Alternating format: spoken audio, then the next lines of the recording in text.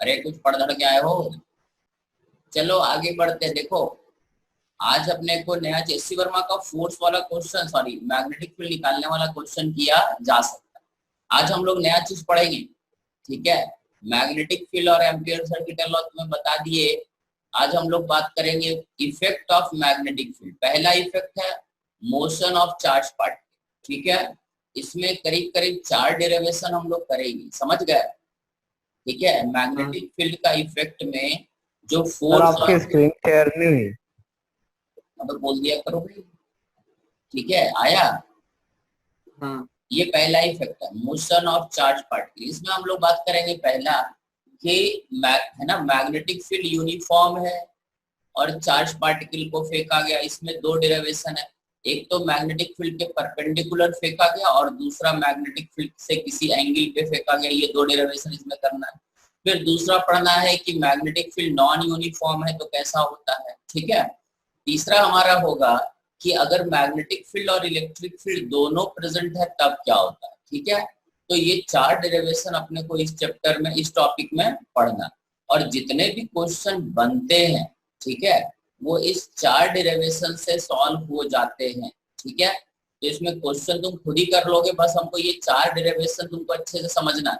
अगर तुम ये 4 डेरिवेशन समझ गए तो मोशन ऑफ चार्ज पार्टिकल का हर क्वेश्चन तुमसे इजिली हो जाएगा। सही सही। तो इसमें देखो एक लॉ है दैट इज कॉल्ड, ये लॉरेंज फोर्स बोलते हैं। अगर किसी भी चार्ज पार्टिकल को, एक चार्ज पार्टिकल मान लो Q है, इसका मास m है, इसको अगर मैग्नेटिक फील्ड में v वेलोसिटी से फेंकते हैं तो फोर्स, अगर इधर मैग्नेटिक फील्ड कहीं एग्जिस्ट करता मान लो B, तो force on charge particle is given by Q into v cross B। इसको लॉरेंज फोर्स बोलते हैं। अभी हम लोग सिर्फ मैग्नेटिक फील्ड का बात करेंगे, ठीक है। ये वाला फोर्स पे हम लोग डिस्कस करेंगे। ये कहाँ से आया पता नहीं, दिस इज एक्सपेरिमेंटल लॉ। सही। लॉरेंज जी थे, उन्होंने चार्ज पार्टिकल को अलग अलग स्पीड से, अलग अलग तरीके से, अलग अलग एंगल पे, अलग अलग मैग्नेटिक फील्ड में फेंक करके कंक्लूजन निकाला, एक लॉ बनाया कि force on charge particle is given by Q into V cross B, ठीक है। सो यहाँ पर फोर्स क्या है, this is force on charge particle due to magnetic field, समझ गए, ठीक है। Q क्या है, ये चार्ज है, ठीक है। V क्या है, वेलोसिटी ऑफ चार्ज है, और B क्या है, मैग्नेटिक फील्ड इंटेंसिटी है। सही, मैग्नेटिक फील्ड है, सही, ठीक है। अब कि चार्ज पार्टिकल का उन्होंने देखा कि अगर हम चार्ज पार्टिकल को ऐसे रख देते, मान लो चार्ज पार्टिकल को ऐसे रख दी और मैग्नेटिक फील्ड को कितना भी कुछ करे, ये चार्ज पार्टिकल क्या रहेगा, रेस्ट में रहेगा। सही। मैग्नेटिक फील्ड बढ़ा दो, घटा दो, कुछ भी कर दो, अगर ये चार्ज पार्टिकल रेस्ट में है तो इस पे कोई फोर्स मैग्नेटिक फील्ड नहीं लगा। मैग्नेटिक फील्ड हमेशा मूविंग चार्ज पे ही फोर्स लगाता है, ठीक है। And the force is given by Q into V cross B, ठीक है। समझ गए, ये जो है ये लॉरेंज फोर्स है। So from this cross product में पता है, सो F इज, ठीक है, ये जो फोर्स है ये किसके किसके परपेंडिकुलर होगा, force is perpendicular to velocity and magnetic field. समझ में आया, क्योंकि vector C is equal to vector A cross B। Rishibha समझ में आ रहा है रे, कहाँ रे है रे ऋषिभा है, ठीक है। Force is always perpendicular to V cross B, समझ में, V एंड B। मतलब फोर्स जो मैग्नेटिक फील्ड का होगा वो चार्ज पार्टिकल के वेलोसिटी के परपेंडिकुलर लगेगा, ठीक है। Force on charge particle is also perpendicular to magnetic field, ठीक है। And the direction of force is given by V cross B। जैसे मान लो फॉर एग्जांपल कि अगर हमने चार्ज पार्टिकल को, पॉजिटिव चार्ज को इधर फेंका V से, and there exist magnetic field directed inside the plane, ठीक है। तो तुम बताओ कि इस चार्ज पार्टिकल पे फोर्स किधर लगेगा, what is the direction of V cross B, बकोरे गदो, ऊपर लगेगा, ऊपर लगेगा, तो V वेलोसिटी इधर है, B इधर है, so the force on charge particle is in this direction. अब इसी तरह से अगर ये चार्ज माइनस क्यू होता और इसको भी वेलोसिटी से फेंकते, magnetic field inside the plane अगर है, तब फिर फोर्स किधर लगेगा? अब देखो v क्रॉस b करोगे तब तो ये ऊपर होगा, बट q क्या है? निगेटिव, तो इस पे फोर्स किधर लग जाएगा? इस चार्ज पे फोर्स। देखो पॉजिटिव चार्ज पे अगर ऊपर लगता है तो नेगेटिव चार्ज पे minus of q into v cross b, so the force is downward. समझ में आया? पॉजिटिव चार्ज पे v क्रॉस, समझ में आया हर्षिता? हर्षिता ठीक है, बाकी हाँ सर ठीक है। सो ये जो फोर्स लगेगा v क्रॉस b ऊपर लगेगा, ठीक है, समझ गए? क्योंकि v इधर है और b इनसाइड द बोर्ड है, ये v है, तो v क्रॉस b इधर करेंगे तो ये ऊपर जाएगा। राइट हैंड स्क्रू रूल हम लोग यूज करते हैं, so this is the direction of force.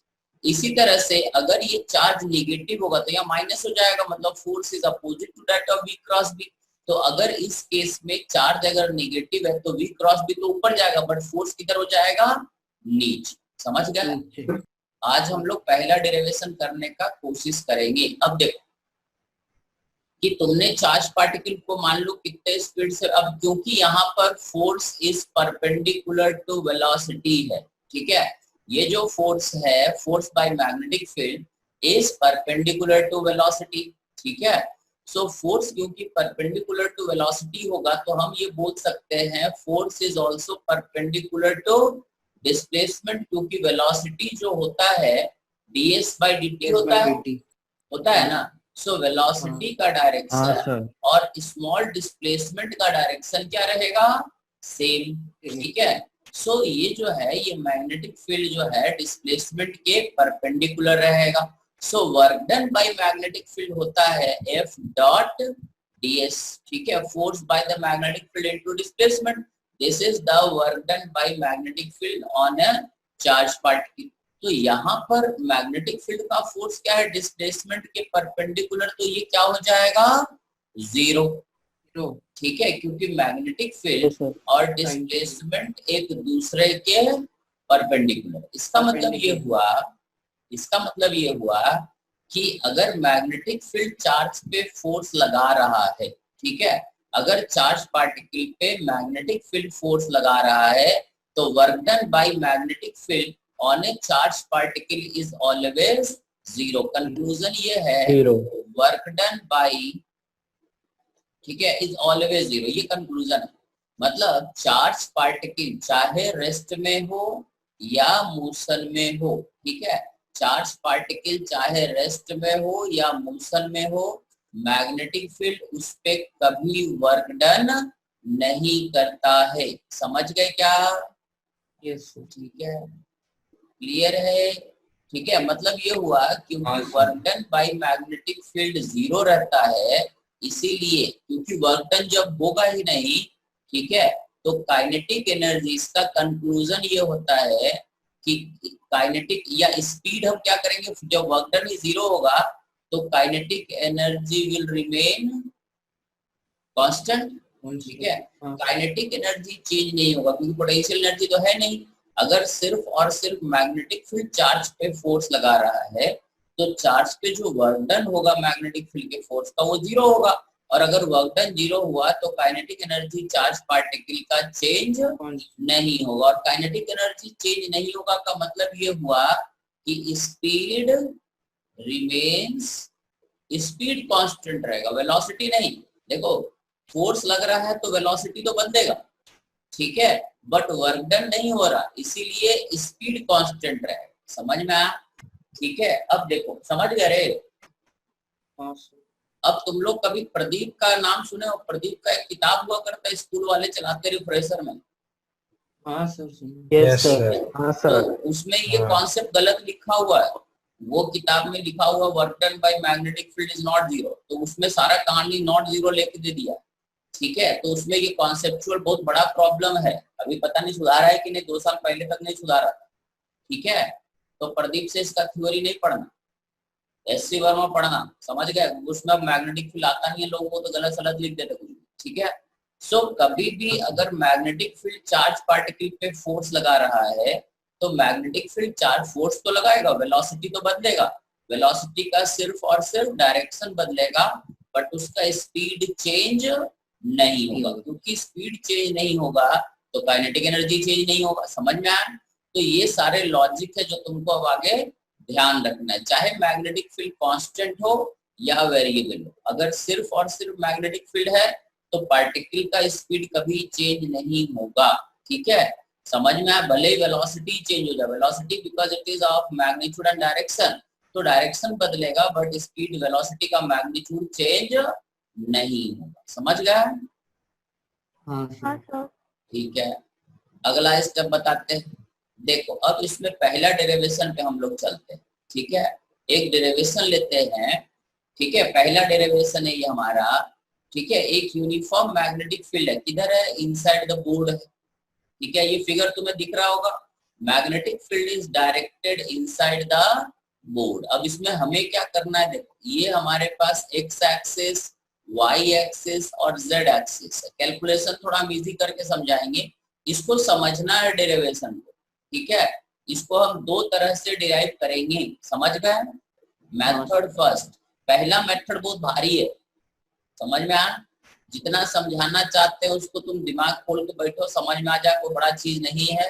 और हम दूसरा शॉर्टकट तरीका भी बताएंगे, बट शॉर्टकट तरीका तब तुमको आएगा जब ये चीज थोड़ा समझ में आ जाए। क्लियर है? ठीक है, यहाँ पर इस रीजन में एक यूनिफॉर्म मैग्नेटिक फील्ड एग्जिस्ट करता है and the magnetic field is minus B naught K. क्या मैग्नेटिक फील्ड कांस्टेंट है और किधर है? Inside the plane. समझ गया? एक चार्ज पार्टिकल जिसका चार्ज q है, मास m है, इसको ओरिजिन से हमने इधर फेंक दिया, कितने स्पीड से? v नॉट से। ठीक है, so at t is equal to 0, t is equal to 0 पे x is equal to y is equal to z is equal to 0 पे हमने एक पार्टिकल को किधर फेंक दिया? ux is equal to v naught, uy is equal to 0, uz is equal to 0। सही? t is equal to 0 पे origin से हमने एक पार्टिकल को किधर फेंक दिया? Along x axis. ठीक है, ये इनिशियल सारे चीजें दिया हुआ है। अब ये कोई जरूरी नहीं कि ओरिजिन से फेंका जाए, हमने ओरिजिन से फेंका है to make this calculation very easy. ठीक है, अब जब चार्ज पार्टिकल को अब फेंकेंगे और मैग्नेटिक फील्ड यूनिफॉर्म है, कांस्टेंट है, मैग्नीट्यूड भी कांस्टेंट है और डायरेक्शन भी कांस्टेंट है ना, तो इस चार्ज पार्टिकल पे फोर्स किधर लगेगा? What is the direction of force? v इधर है, b अंदर है, चार्ज पॉजिटिव है, किधर फोर्स लगेगा? अरे कैसे बोलो, ऊपर की तरफ लगेगा। अरे v क्रॉस b किधर होगा? ऊपर होगा। तो ये चार्ज पार्टिकल अपने रास्ते से भटक जाएगा और ये कुछ ऐसे जाने लगेगा। किसी इंस्टेंट पे मान लेते हैं चार्ज पार्टिकल p पे ऐसे चलते हुए इधर, क्या भाई यहाँ पे ऐसे लगा, फोर्स तो हमेशा इसके परपेंडिकुलर लगेगा, ये फोर्स का डायरेक्शन रहेगा, ऐसे ही रहेगा ना। ठीक है, सो फोर्स हमेशा वेलोसिटी के परपेंडिकुलर रहेगा। Eight any time t particle कहाँ पे है? एट x कोऑर्डिनेट पार्टिकल का y और z कोऑर्डिनेट, ये हमें निकालना है और हमें निकालना है vx, vy एंड vz। ये तीन चीज इधर और तीन चीज इधर हमें निकालना। तो किसी इंस्टेंट पे मान लेते हैं पार्टिकल कहाँ पे है? p पे, और इस पार्टिकल का अभी वेलोसिटी क्या है? v। इस पार्टिकल का वेलोसिटी v है। अब हम, ठीक है, एट एनी इंस्टेंट पार्टिकल का हमने वेलोसिटी लिख लिया। वेलोसिटी क्या हो जाएगा? vxi क्या प्लस vyj क्या प्लस vz क्या, ये होगा। भाई हमें पता नहीं ना कि vx कितना, vy कितना, vz कितना, हमने मान लिया कि vx, vy, vz तीनों है। लेकिन इस पार्टिकल का magnitude of velocity at any instant ये है, कितना रहेगा रे? Root over vx square, vy square and vz square, और ये क्या रहेगा? v naught. स्पीड तो कांस्टेंट रहेगा क्योंकि हमें पता है कि मैग्नेटिक फील्ड का फोर्स काइनेटिक एनर्जी चेंज नहीं करता। वेलोसिटी बदल सकता है बट स्पीड चेंज नहीं करेगा।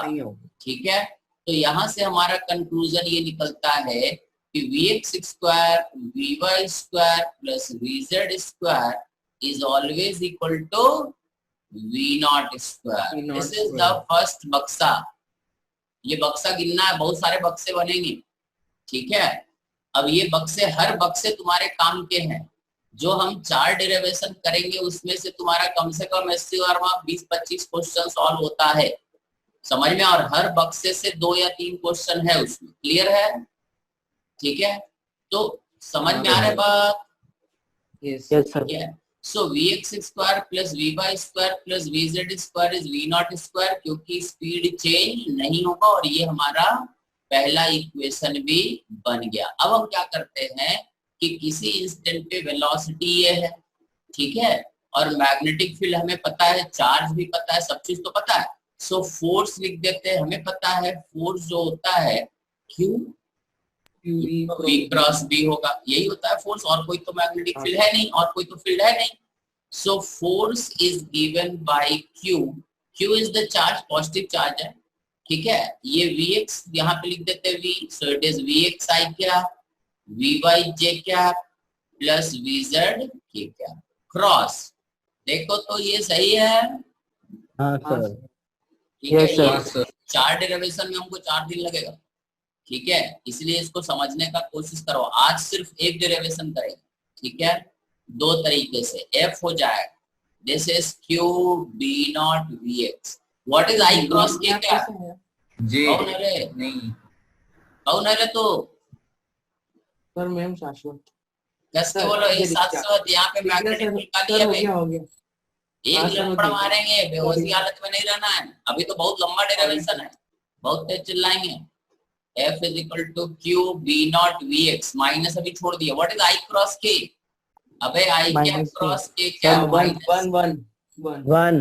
एक जूता मारे मुंह पे क्रॉस करना है तो डॉट बता रहे तू, एक लपड़ मारेंगे हरामखोर कहीं। I cap cross K cap is 1। ये तुमको कौन पढ़ाता है? मैथमेटिक्स का कौन टीचर है रे? सर अभी मैथ्स में वेक्टर नहीं हुआ। एक लपड़ मारेंगे, 11th में नहीं पढ़े थे? I क्रॉस K, तो I को K की तरफ घुमाएंगे, किधर जाएगा? दिस इज -j1 बोल दिए तुम, पागल कहीं का शाश्वत। सॉरी सारे सर, ये हो जाएगा कितना? माइनस माइनस प्लस हो जाएगा, तो ये हो जाएगा प्लस j कैप। सही है? प्लस j कैप। Yes sir. ए तुम लोग बोलो रे बाकी। हाँ सर। तुम लोग का डांस सुनने का बारी है। समझ में आज बहुत गलती करोगे तुम लोग। I cap cross K cap is minus j cap, minus minus plus हो जाएगा। ये समझ में आ गया? हाँ सर। अब दूसरा माइनस यहाँ रहने देते, ये वाला Q B0 Vy। What is J cross K? अगले साल बोलियो। +1। एक वैभव, कौन है? अक्षत रे, अक्षत। हाँ sir. K cross sorry J cross K +1 होता है sir I cap plus I cap. I cap vector का क्रॉस प्रोडक्ट लेक्चर देखना है। कहां से देखना है? अपने साइट पे जाओगे, समझे क्या? मैथमेटिकल टूल में वेक्टर के लेक्चर में 3 या 4 लेक्चर है, उसमें क्रॉस प्रोडक्ट वाला लेक्चर सभी लोग बैठ के देखें, उसमें ये सारा एक्सप्लेन्ड है। सही? सो J क्रॉस के, J को K की तरफ घुमाएंगे तो इट इज I क्या? समझ गया? इट इज I क्या? K cross K 0। सही? It is 0। सो यहाँ पे अब देखो क्या आ गया। फोर्स जो हमारा आया, ये जो आया, this is -Q B0 Vy I cap. सही है? Plus Q B0 Vx J cap plus 0 K cap. K cap का टर्म ही नहीं आया, ये लिख दिए। सही है यहाँ तक? हाँ सर। हाँ सर। Yes sir. ठीक है रे। हाँ सर। अदिति समझ में आ रहा है रे? अदिति हाँ सर। देखो, अब इस फोर्स को जब तुम देखोगे तो क्या कंक्लूजन निकालोगे? यहाँ से तुम बोलोगे Fx फोर्स का 3 कंपोनेंट है, x component, what is x component, minus Q B not V Y, सही है। What is Fy, it is Q B naught Vx, and what is Fz, 0 0 समझ गए। Fz is 0 means Az is also 0, 0 Az is 0 मतलब Vz is constant, constant और Vz अगर constant है मतलब z direction का स्पीड हमेशा सेम रहेगा, सेम रहेगा। ठीक है। मतलब z डायरेक्शन का स्पीड या वेलोसिटी में कोई चेंज नहीं आएगा। अगर Vz इनिशियली Vz कितना था, क्या सर? इनिशियल Vz कितना था, सर 0 था। तो फाइनली भी क्या रहेगा, 0। 0 तो एक कंक्लूजन निकला कि z डायरेक्शन का वेलोसिटी में कोई चेंज नहीं आएगा, समझ में आया, ठीक है। और z डायरेक्शन में कोई चेंज नहीं आएगा और Vz 0 है तो z कोऑर्डिनेट भी क्या होगा, कांस्टेंट, ठीक है भाई। z डायरेक्शन में पार्टिकल चलेगा ही नहीं तो z कोऑर्डिनेट चेंज होगा नहीं होगा। ठीक है। What is initial z coordinate, 0 था। तो देखो Vz और z मिल गया, ठीक है। Yes sir. क्लियर है, x और y में लफड़ा है।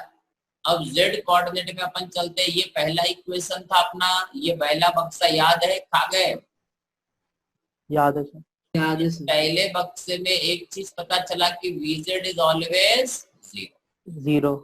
तो अब हमारा पहला बक्सा रिड्यूस हो गया। इस केस के लिए हमारा पहला इक्वेशन बन गया Vx square plus Vy square is always equal to V0 square. This is our first equation now, क्योंकि Vz इज ऑलवेज 0। ये हमारा पहला कंक्लूजन हो गया। बस इसमें और इसमें फाइट है, z में झंझट नहीं है। क्लियर है? हाँ सर। ठीक है।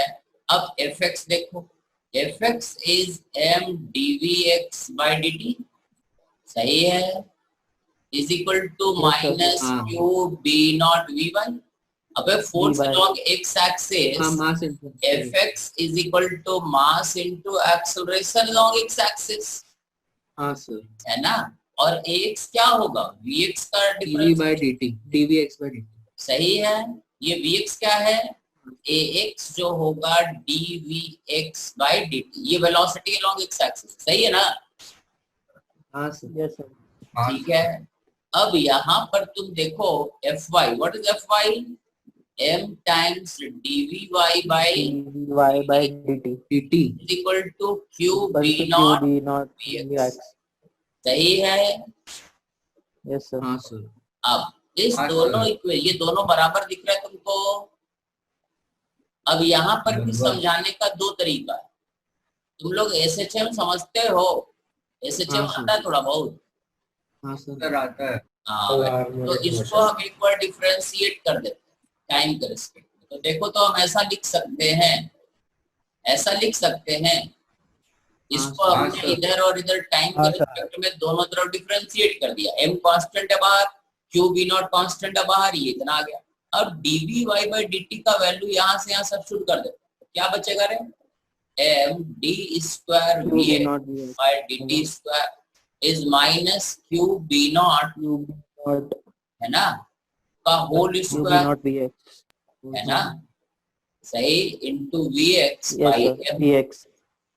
ये m इधर रहेगा, बाहर में रहेगा। देखो तो सही लिखे हैं, हाँ सर। या इस m को यहाँ से गायब करके इधर ही ले आते हैं, सब डिनोमिनेटर में आ जाएगा। ये दोनों m इस ब्रैकेट के अंदर डाल देते, देखो तो ये सही है।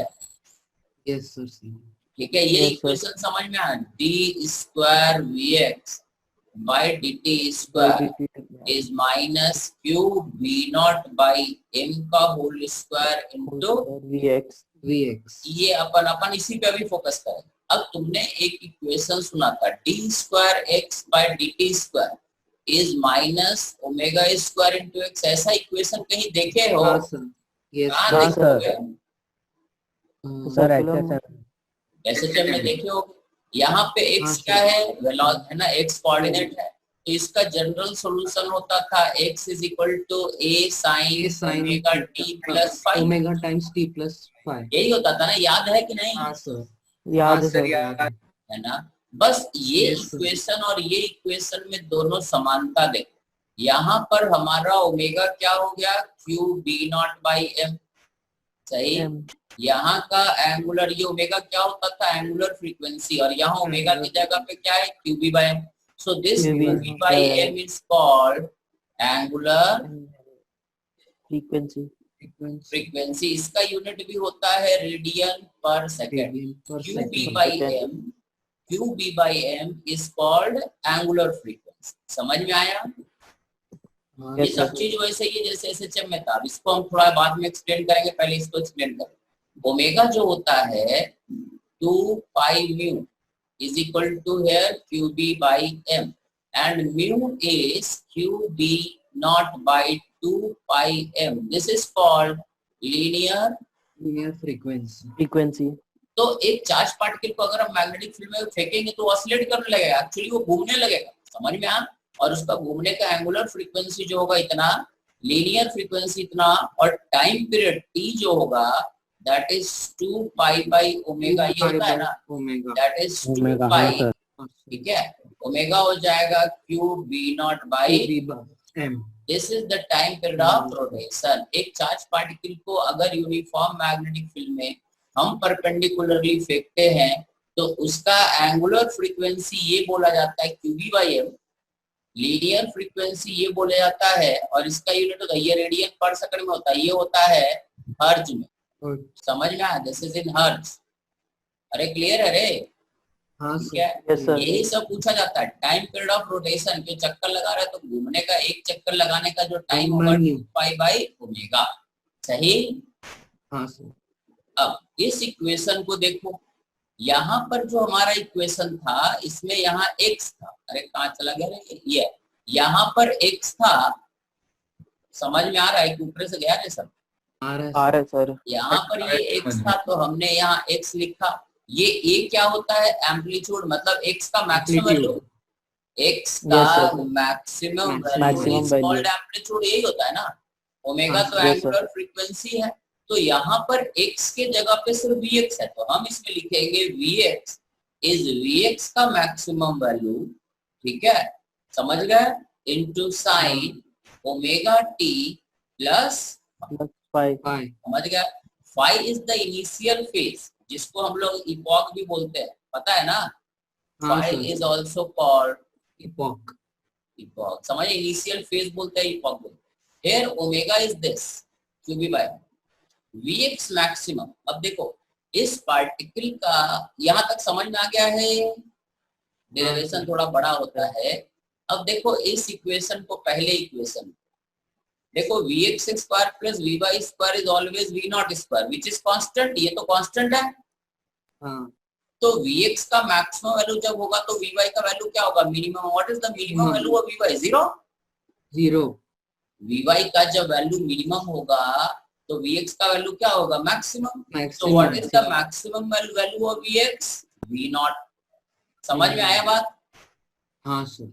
तो ये जो है यहाँ पर मैक्सिमम वैल्यू ऑफ Vx जो होगा एक्चुअली V नॉट हो जाएगा। अब at t is equal to 0, हमें पता है Vx क्या था, t इज इक्वल टू 0 पे V naught. At t is equal to 0 Vx कितना था, V नॉट में था, V नॉट। हाँ सब भूल आ गए शुरुआत में। देखो at t is equal to 0 Vx is V naught, सही ना। तो यहाँ पर अगर हम t is equal to 0 put करेंगे तो Vx क्या हो जाएगा, V naught is V not sine phi. इसका मतलब साइन फाई 1 मतलब फाई कितना, 90 डिग्री। समझ में आया? ठीक है। यहाँ सब्स्टिट्यूट कर देते हैं, सब्स्टिट्यूट करेंगे तो हमारा आ जाएगा Vx का वैल्यू आ जाएगा which is the velocity along x axis is V not sine omega t plus 90 is cos omega t। समझ गए? This is also equal to V naught cos cube V naught by m because omega is QB by m into t. This is the velocity along x axis as a function of time. Clear है? ठीक है। इसी तरह से अगर बंद हो जाए तो लौट आइए रे। अब हमें पता है कि Vx square plus Vy square is V naught square, तो Vy square is equal to V naught square minus Vx square.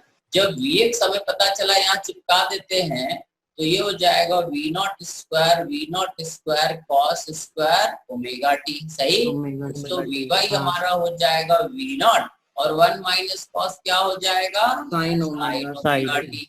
सही, मतलब this is also equal to V not sine omega T, मतलब sine cube V not by m into t.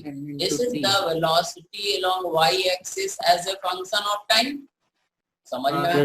तुमसे कभी बोला गया कि इतने देर बाद पार्टिकल का हॉरिजॉन्टल स्पीड क्या होगा, तो Vx निकालना होगा। इतने देर बाद y डायरेक्शन में क्या स्पीड होगा, तो Vy निकालना होगा। ये तुमको करना रहता है क्वेश्चन में। सही, तो ये एक्सप्रेशन स्क्वायर आएगा ना, कहाँ रे ये वाला, क्या बोल रहे हो? जो भी दिक्कत तो बता दियो। अबे ये रूट ले लिए ना? हाँ सर, रूट ले लिए है ना। यहाँ पे Vy स्क्वायर इतना हाँ सर आ, यहाँ पे Vy स्क्वायर था ना, तो इसका रूट ले लिए ना सब। सही है। हाँ सर हाँ सर। अब Vx हमें पता हो गया, किसी इंस्टेंट का Vy पता हो गया, ठीक है। Z तो ऑलरेडी पता था, तो now we know Vx। Vx हमारा नोन हो गया, Vy भी नोन हो गया और Vz भी नोन हो गया। Vx यहाँ लिखा हुआ है, Vy ये लिखा हुआ और Vz तो 0 है। निकल गया तीनों। हाँ सर निकल गया। सही है। अब अपन इसको हाँ। लेते हैं, Vx को एक बार फिर से लेते हैं। Vx हमने निकाला V naught cos Q by m। Vx हमने लिखा Vx is equal to V naught cos omega T, omega बाद में रख देंगे ना, omega is Q B by m, है ना, बाद में रखेंगे। Vx को क्या लिख सकते हैं, dx by dt is V naught cos omega T. सही है, बोलो। Yes sir. ये एक बार समझने का कोशिश करना है, क्योंकि ये थोड़ा भारी लगेगा, बट आगे हर डेरिवेशन में तुमको काम आएगा। अगर ये तुम आधा अधूरा भी समझ गए तो इसमें चीजें में तुमको दिक्कत नहीं आएगा। तो dx हमारा हो जाएगा V naught cos omega T into dt। सही है, हाँ सर ठीक है। इसको इंटीग्रेट कर देते हैं। t बराबर 0 पे x 0 at any time t, let the x coordinate be x, so x is equal to v not by omega. cos का इंटीग्रेशन क्या हो जाता है, sin। सही है, so x comes to be, ठीक है, v naught omega is Q b by m into sin omega, omega is Q b naught by m into t। ये दोनों एक ही चीज है। This is the x coordinate as a function of time। हाँ sir. याद रहेगा भाई, किसी इंस्टेंट पे x डायरेक्शन का दूरी क्या होगा, तो ये हो गया। या तो ये लिख लो, ओमेगा का वैल्यू बाद में रख दियो। क्लियर है। इसी तरह से Vy हमने निकाला था, Vy निकाला था V not sine omega T, है ना। और Vy को लिख सकते हैं dy by dt is V not sine omega T. dt इधर से हटा दिए तो ये हो जाएगा V not sine omega T into dt। Integrate कर देते हैं साहब। t बराबर 0 पे y भी 0 था, अपने को पता है, at any time t let it be y, so y is equal to V not. Sine का इंटीग्रेशन क्या हो जाता है, omega T by omega. Limit is from 0 to t।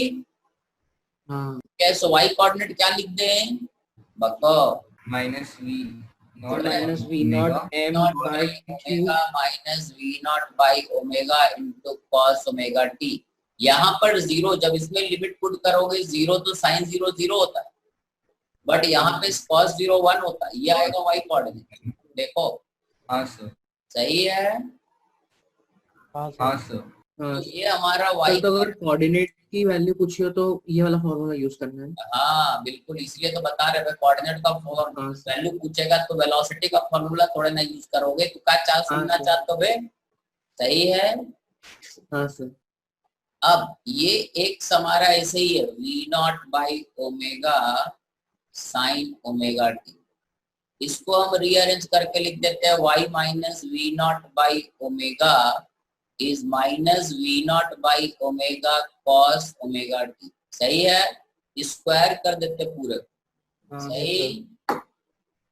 हाँ दोनों को जोड़ देते हैं, देखो क्या आएगा जोड़ के, X square Y minus V not by omega का whole square is V not by omega का होल स्क्वायर। देखो अरे सही है, हाँ sir. Sine square omega T plus cos square omega T 1 हो जाता है, पता है ना। इन दोनों को जोड़ेंगे तो ये ऐसा आ जाएगा और ये ऐसा आ जाएगा। ये क्या है रे, ये इक्वेशन, ये इक्वेशन काय का इक्वेशन है, X square plus Y minus B का whole square is equal to B square, यही है ना। तो ये काय का इक्वेशन होता है, इक्वेशन ऑफ सर्किल। अबे सर्किल पढ़े हो? हाँ सर, हाँ सुने हो सर्किल, एक्स माइनस ए का whole square plus Y minus B का इक्वल टू आर स्क्वायर, सुने हो? हाँ सर, यस तो सर। ये सर्किल का इक्वेशन होता है, ठीक है। ये जो इक्वेशन यहाँ लिखा हुआ है ये सर्किल का इक्वेशन होता है। और ए कॉमा बी क्या होता है, कोऑर्डिनेट ऑफ सेंटर, और सी क्या होता है, रेडियस। तो ये रेडियस काय का इक्वेशन है, सर्किल। जैसे समझ में आ, इस चार्ज पार्टिकल को जब तुम फेंकोगे यूनिफॉर्म मैग्नेटिक फील्ड में परपेंडिकुलर टू मैग्नेटिक फील्ड, तो ये एक सर्किल में घूमने लगेगा जिसका सेंटर का एक्स कोऑर्डिनेट क्या होगा, centre is at 0, v not by omega, और रेडियस क्या होगा, वी नॉट बाई ओमेगा, और वी नॉट मतलब v naught m, m v not by q v naught. समझ में आया? ठीक है। सो ये सर्किल का रेडियस होता है। मतलब ये हुआ कि इस समझ में आ गया है क्या, मतलब ये जो चार्ज पार्टिकल को हमने स्टार्टिंग में फेंका था, ये जो चार्ज पार्टिकल को, तो इसका लोकस देखो कैसा आएगा, जहां से तुम फेंके हो, ग्रीन रंग से बना रहे, ये ऐसे करके जाएगा और इस तरह से एक सर्किल में घूमने लगेगा, और जहां से तुम फेंके हो वहां पे बार बार ये आएगा, सही है।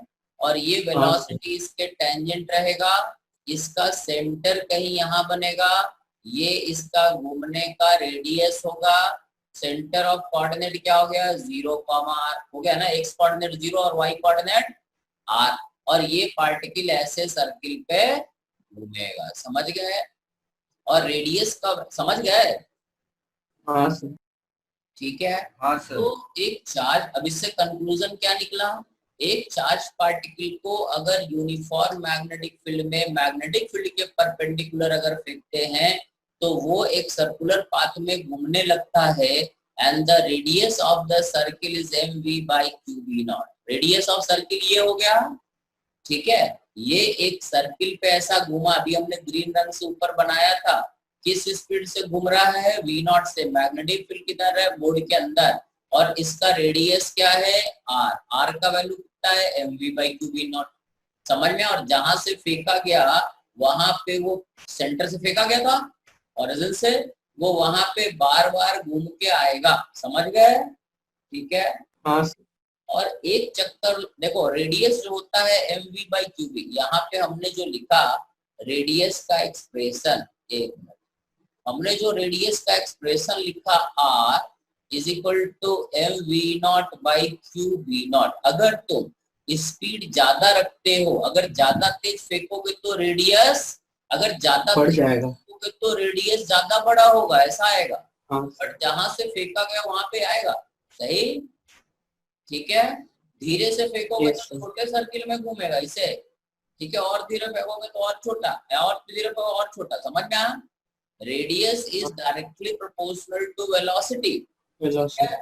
और एक चक्कर लगाने में इसको टाइम लगेगा 2 पाई r। टोटल एक चक्कर लगाने में कितना डिस्टेंस ट्रेवल करता है, 2 pi r by v naught. ठीक है, this is called time period of rotation, so it is 2 pi r हो गया m v not by q b naught by v naught. ये v नॉट कट गया, ये हो गया 2 pi m by q b naught. This is also equal to 2 pi by omega, जो था यहाँ लिखा था ना, कहीं कहाँ गया, दूर चला गया। ये है देखो, हाँ सर। ये हमने स्टार्टिंग में ही तुम्हें बताया था क्या क्या हुआ, समझ गए? हाँ सर। तो इसमें हमने सारा चीज लिख दिया, सारा चीज डिराइव कर दिया। अब पता नहीं समझ में आया कि नहीं, भगवान जाने। ठीक है, हमने तुम्हें Vx बताया, Vy बताया, Fx बताया, Fy बताया, ठीक है, x कोऑर्डिनेट बताया, y coordinate, z coordinate, path कैसा होगा, ठीक है, रेडियस कैसा होगा, एक चक्कर लगाने में समय कितना लगेगा। सही। दीज आर हाँ द सर। कंक्लूजन। हाँ सर। क्लियर है? हाँ सर। हाँ सर ठीक। ये बता दीजिए काबे कस के बोलो। कि अपना जब वेलोसिटी आया था, वेलोसिटी का एक्स कंपोनेंट आया था v not sine omega t plus phi, तो वहां पर अपन ने पाई को पाई बाय 2 क्यों रखा? At t is equal to 0 Vx क्या है? वी नॉट दिया हुआ है। तो ये वाला कंडीशन ये सेटिस्फाई करेगा कि नहीं? हाँ सर, करेगा ना। तो t बराबर 0 यहाँ रखेंगे तो ये टर्म 0 क्या बचा, साइन फाई, और Vx कितना हो गया, v नॉट, यहाँ रखे v naught, v naught is equal to v not sine phi, ये v नॉट कट गया, साइन फाई बराबर क्या 1, यहाँ से आ गया साइन फाई बराबर 1, इसका मतलब फाई बराबर क्या 90 डिग्री। ओके सर, ठीक है। और ये फाई का वैल्यू 90 रखेंगे तो sine 90 plus theta cos theta. तो ये हमने यहाँ लिख दिया v is equal to v naught cos this. समझ में आया? हाँ सर, आ गया। हाँ सर। दिमाग खराब हो गया? नहीं सर। ठीक है, आगे बढ़े। ये पहला तरीका बताया जो थोड़ा बड़ा था, अब इसका शॉर्टकट तरीका ही बता देते। बट शॉर्टकट तरीका में क्या है कि तुम्हें कुछ कुछ बेसिक आइडिया होना चाहिए। अब तुमको एक आइडिया तो हो गया कि पाथ कैसा होगा, पार्टिकल किस तरह का मोशन करेगा। ठीक है, शॉर्टकट तरीका अगले दिन बताएंगे। ठीक है, इसी में थोड़ा और हम जरा ब्रीफिंग कर दें। ठीक है, सही ना? हाँ सर। ठीक है, थोड़ा सा हम ब्रीफिंग कर देते हैं। कहाँ ब्रीफिंग करें, जगह नहीं मेरे पास, एक मिनट जगह बनाते पहले। अब मान लो कभी ऐसा होता है, इसी को अभी समझो। नेक्स्ट मेथड जो है वो कल परसों बताएंगे। इसमें थोड़ा टाइम लगेगा क्योंकि इसमें मेन तो हमको डेरिवेशन ही बताना है। एक बार डेरिवेशन समझ में आ जाए क्वेश्चन तुमसे आराम से हो जाएगा। देखो, ये हमारा एक्स एक्सिस था, वाई एक्सिस था, और प्लेन के बाहर ये जेड एक्सिस। अब देखो, एक बार हमने charge part, there exist uniform magnetic field directed inside the board. Magnetic field अंदर की तरफ है और कांस्टेंट है। ठीक है, अगर हम चार्ज पार्टिकल को ऐसे फेंकेंगे तो ये चार्ज पार्टिकल कुछ इस तरह का सर्किल बनाएगा, है ना, और ये वेलोसिटी उसके टेंजेंट रहेगा। अगर ये पॉजिटिव है, पॉजिटिव चार्ज है, तो फोर्स ऊपर लगा और ये ऐसे घूमेगा। सही है? हाँ सर। अगर मान लो सब कुछ वैसे ही था और बस ये हम लाल रंग से लिख रहे हैं कि अगर चार्ज पार्टिकल नेगेटिव होता और हम अगर ऐसे फेंकते तो चार्ज पार्टिकल किधर जाता, फोर्स किधर लगता सर डाउनवर्ड्स। सर्किल कुछ ऐसा हो जाता। समझ में आया? अगर यही नेगेटिव चार्ज को फेंकोगे तो ये ऐसे करके उल्टा सर्किल बना देगा। समझ गया? ठीक है, यस सर। पहला चीज। दूसरा चीज कि अगर मान लो हम चार्ज पार्टिकल को एक्स डायरेक्शन में ना फेंक के किसी और डायरेक्शन में फेंक दे, बट मैग्नेटिक फील्ड के परपेंडिकुलर ही फेंक। ठीक है, मान लो हम चार्ज पार्टिकल को कुछ ऐसा फेंकते हैं। ठीक है, किधर फेंक दे बताओ? मान लो चार्ज पार्टिकल को हम इधर फेंकते हैं, ठीक है, इस डायरेक्शन में ऐसे फेंक देते हैं, वी नॉट स्पीड से एक्स वाई प्लेन में फेंकते हैं। मैग्नेटिक फील्ड किधर है? Z direction. तो ये चार्ज पार्टिकल कुछ ऐसे चलेगा और इस तरह का सर्किल बनाएगा। ठीक है, कि यहाँ पर सेंटर कहीं यहाँ आ जाएगा, इसका रेडियस तो ही होगा, r is equal to mv/qb। But circle जो बनाएगा वो ऐसा सर्किल बनाएगा जो इसके वेलोसिटीज का क्या हो, टेंजेंट। अगर इस चार्ज पार्टिकल को तुम ऊपर की तरफ फेंक दिए, पॉजिटिव चार्ज लेके चल रहा है, तो ये क्या होगा, इस तरह का सर्किल बनाएगा। समझ गए? ठीक है, अबे क्लियर?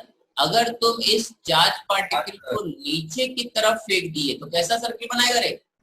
अबे ये चार्ज पार्टिकल को इधर फेंक दिए, किधर जाएगा circle? Third quadrant direction, positive x direction. Positive x direction मतलब ऐसा सर्किल बनाएगा, है ना? Yes sir. ठीक है, ऐसा सर्किल बनाएगा। और जहां से फेंका गया है वहां पे ये बार बार चल के आएगा और कितने देर में चल के आएगा, टी टाइम। समझ गए, इसका सेंटर यहाँ हो जाएगा, समझ गए? Yes sir. ठीक है, ये और अगर निगेटिव होता तो ऐसे फेंकेंगे तो ये ऐसे जाने लगेगा, इधर चल जाएगा। अगर निगेटिव पॉजिटिव इधर जाएगा तो निगेटिव उल्टा, समझ गया? ठीक है, तो इसके आगे अब अगले दिन बताएंगे। ठीक है, इसको पहले एक बार समझो, इसको हम कोशिश करते हैं कि तुमको भेज दें। शॉर्टकट मेथड हम कल बताएं, परसों बताएंगे। ठीक है, शॉर्टकट बता के एक डेरिवेशन और करना, तो परसों अब तुमको ये समझ में आ जाएगा ना, तो अब बाकी डेरिवेशन जल्दी जल्दी हो जाएगा। पहला डेरिवेशन में टाइम लगता है। ये क्लियर हो गया कि किसी स्टेप में डाउट है? हो गया सर। वो आपने सर्कल की इक्वेशन बताई थी, वो सर एक बार समझा दो। कौन सा रे? सर सर्कल की इक्वेशन आपने जो बोली वो क्या होता है, वो समझा दो एक बार थोड़ा सा। देखो, ये सर्किल का ऐसा इक्वेशन बनता है, समझाने का, सर्किल थोड़ी ना पढ़ाएंगे। बायो वाले हो? Yes sir. बायो वाले को रटना होता है। ऐसा कभी इक्वेशन है x माइनस ए का whole square plus y minus B का whole square is equal to are square. This is equation of a circle. तो रेडियस ऑफ सर्किल यहाँ r होता है और सेंटर का कोऑर्डिनेट होता है a कॉमा b। ये a comma b is the centre of coordinate. यहाँ पे हम लिख सकते हैं X square plus Y minus B का whole square is equal to are square. तो सेंटर का कोऑर्डिनेट क्या हो गया, 0 कॉमा एक्स का कोऑर्डिनेट में 0 है, एक 0 है, ए 0 है तो सेंटर 0 और ये v बाई ओमेगा, ये हो गया। और रेडियस होता है इतना। या सीधा लिखो ना, ये वाला इक्वेशन क्या होता है, सर्किल का इक्वेशन होता है। जब भी पार्टिकल को मैग्नेटिक फील्ड के परपेंडिकुलर फेंकते हैं तो पार्टिकल सर्किल में घूमने लगता है। ठीक है, बायो वाले को इतना याद कर लेना होता है। मैथ्स वाले को ये समझ में आ जाता है क्योंकि वो सर्किल पढ़ते हैं। सर्किल उनका पूरा एक किताब है, 2-3 चैप्टर है सर्किल का, है ना रे? मैथ्स वाले को ये पूरा समझ में आ जाता है, बट बायो वाले तो पढ़ते नहीं है। वो तो अमीबा, बैक्टीरिया, वायरस, फंगस यही करते रहते हैं। कोरोना का इलाज तो ढूंढ नहीं पाते। ठीक है, तो उनको कुछ समझ में नहीं आता, सही, तो उनको याद रखना पड़ता है। क्लियर है? तो मतलब कहने का मतलब ये हुआ कि अगर चार्ज पार्टिकल को एक यूनिफॉर्म मैग्नेटिक फील्ड में परपेंडिकुलर टू मैग्नेटिक फील्ड अगर फेंक दें तो वो एक सर्कुलर पाथ में घूमने लगता है, जिस सर्कुलर पाथ का रेडियस ये होता है। ठीक है, टाइम पीरियड ऑफ रोटेशन ये होता है, समझ गए?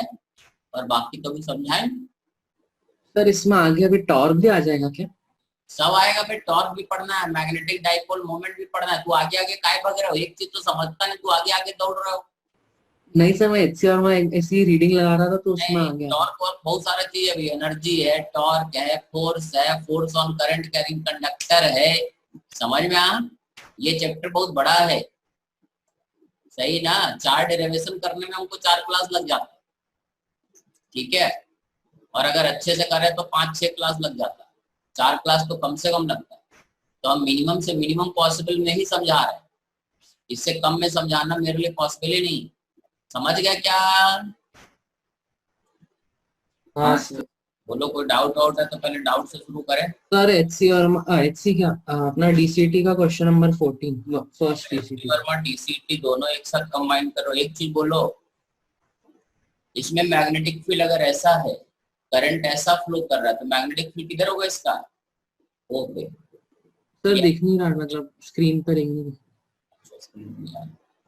ये देखो, अगर इस रिंग में करंट ऐसा फ्लो कर रहा है तो इसका मैग्नेटिक फील्ड होगा किधर होगा? इनसाइड होगा, आउटसाइड होगा? आउटसाइड होगा। आउटसाइड होगा, ये बाहर होगा B1। हाँ।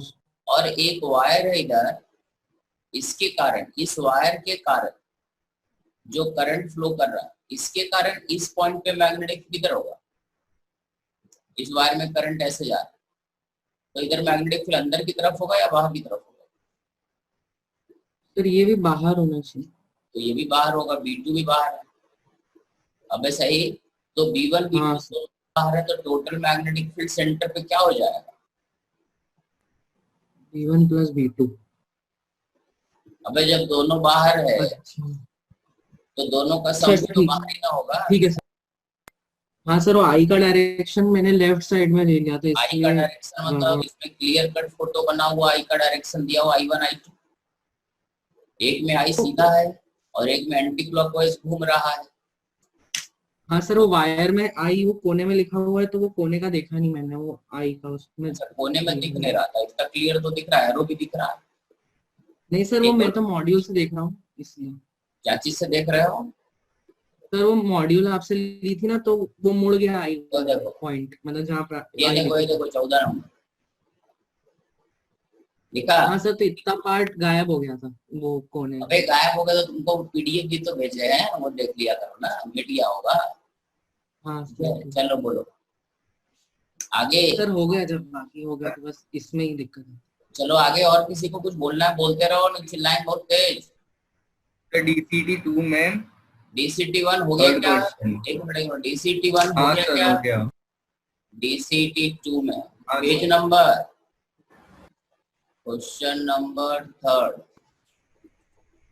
कहाँ है रे? हाँ 3, ठीक है। ऊपर। Two similar coil of radius are concentrically with the plane right angle to each other. अबे इसमें क्या करना है?